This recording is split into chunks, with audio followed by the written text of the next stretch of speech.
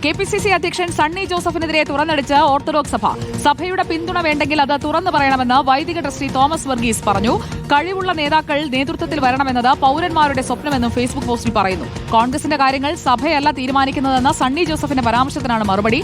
അഖിൽ കെ നമുക്കൊപ്പം. Good evening Akhil K. Sunny ജോസഫിനെതിരെ orthodox സഭ രംഗത്ത് വരികയാണ്. അപ്പോൾ സണ്ണി ജോസഫ് ഇനി കാര്യങ്ങൾ വ്യക്തമാക്കൂ, നമുക്ക് കാര്യങ്ങൾ പറഞ്ഞങ്ങോട്ട് പോകാം എന്നതാണോ സഭ പറയുന്നത്?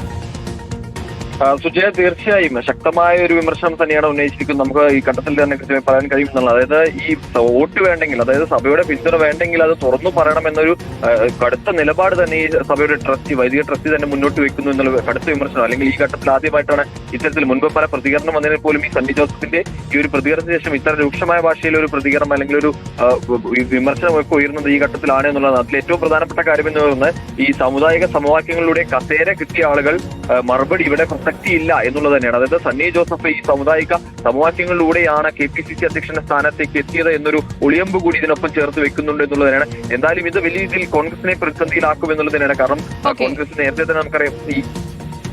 അഖിൽ കെ ആണ് വിവരങ്ങൾ നൽകിയത്. ഓർത്തഡോക്സ് സഭയ്ക്ക് സണ്ണി ജോസഫ് KPCC പ്രസിഡന്റ് മറുപടി പറയുമോ, കോൺഗ്രസ് മറുപടി പറയുമോ എന്നതറിയാൻ നമുക്ക് കാത്തിരിക്കാം.